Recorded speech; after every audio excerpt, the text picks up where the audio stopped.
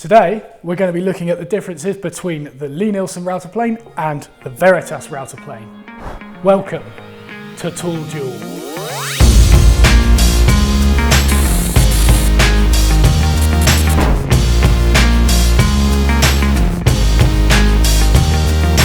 So despite looking very similar, there are a lot of differences between these two tools.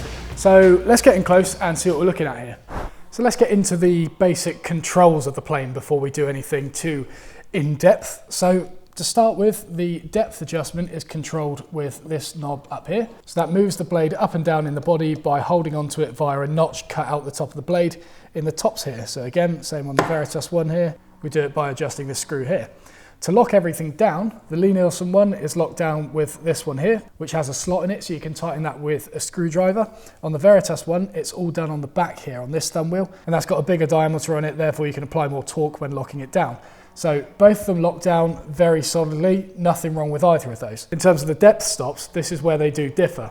On the Lie-Nielsen one here, it is done on this little collar here. So this clamps straight onto the blade, and clamping this somewhere on here stops you from treating the blade too far down because it ends up hitting the body of the tool here. On the Veritas one, it's slightly different. Rather than clamping on the blade, it clamps directly on the shaft.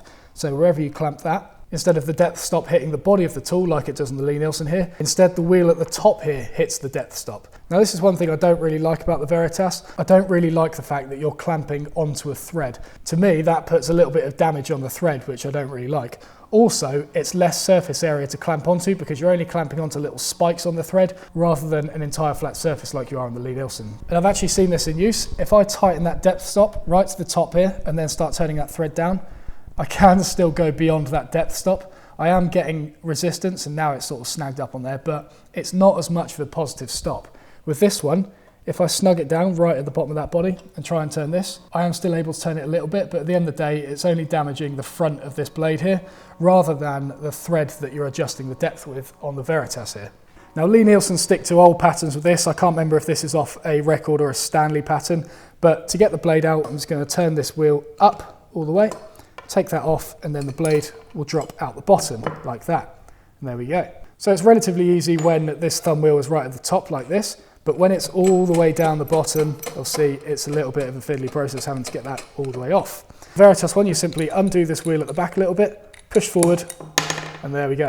That is out. And that is the same whether the wheel is up here or if it's all the way down there. It's a sprung-loaded collar, so that gives clearance for this notch to come off of the wheel here, just by pressing that forward. So now we can actually look at the blades on these. So the blades look very similar until you flip them over.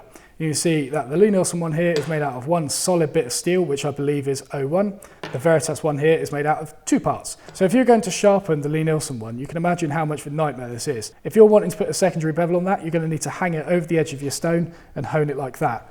You all know how much I hate freehand sharpening, so if this is going to be me, I would put the sharpening stone on the edge of the bench, create a wedge that I could reference this face off and hone it at a fixed angle each time and get it spot on. Now that's obviously a little bit of a faff. The Veritas one here, the fact it is in two parts means that you can take it apart with the supplied Allen key, and you can see that that blade comes completely off. Now you're probably looking at that and thinking, great, that's not much easier to hold, you can't get that in a honing guide, can you? Well, you can with this. So this also comes in the box as well. And this is essentially an arm that allows you to clamp the blade in place, and that will go into your standard honing guide like that. And if you've seen my video, how to get a deadly sharp edge on a chisel, that will show you how to sharpen it from that point. So taking that out now, this is another difference between them. These are both straight blades. The Veritas one here is a little bit wider than the Lie-Nielsen one, but here is another difference with the Veritas one. You get a pointed blade with it as well, which is great for heavy material removal. This thing absolutely tears through stuff. And again, you can take that out on the bottom, tighten it down on the supplied arm like that. And then on the back here, you've kind of got a octagonal cutout on that. And if you line that up with the rebate cut on the edge of this, that will give you the 45-degree angle to accurately hone that edge. So yeah, like I say, it's a little bit of a faff having to set this up before you sharpen it each time. I said in my honing guide tool duel, where I was comparing the Veritas and Lie-Nielsen honing guides, that I don't like to faff around too much when sharpening tools. But in the case of router planes, I would rather just mess around trying to get these sharpened properly and accurately rather than do it freehand and get inconsistent results each time I sharpen it. Now while I'm putting this together, the other good thing about this is on the bottom of this shaft and on the top of the blade, there are serrations that locate together. And once it's all locked down, it means that that blade is unable to pivot on the shaft. It really is locked in place there. So let's get that back in, locate it on there. And once it grabs, there we go. That is all locked in place. The Lie-Nielsen one, obviously I'm gonna have to go in from underneath like that, hook that wheel underneath. That is all located on there. I forgot to put the depth stop on. So again, take that off. There we go, right, that is all in place now. There we go. Other things you should know about these tools is fences underneath. The Lie-Nielsen one conveniently is supplied with a fence. So this just undoes like that, slots in underneath like so in this tightly fitting groove. And then you have 3 holes on top here that you can locate that screw into.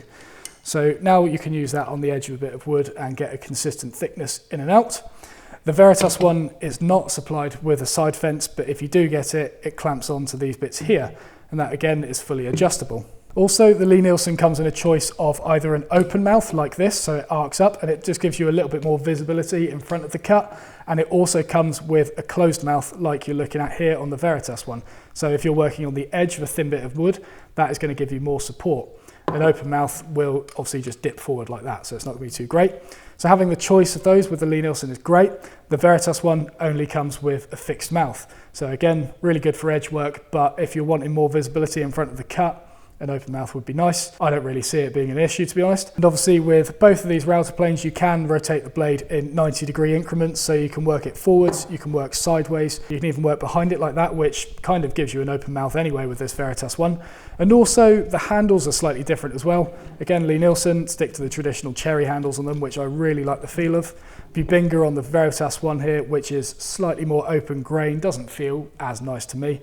But what I do like about these handles is that they are splayed out. It's much more natural to hold because it's the natural resting position for your arms. The Lie-Nielsen one here, you're kind of like on top of it, which gives you more downforce, but my wrists are kind of twisted in, which isn't as nice to use as the Veritas one here. I mean, in saying that, I could totally just unscrew these handles and turn my own cherry ones if I wasn't dangerous on a lathe, which I am.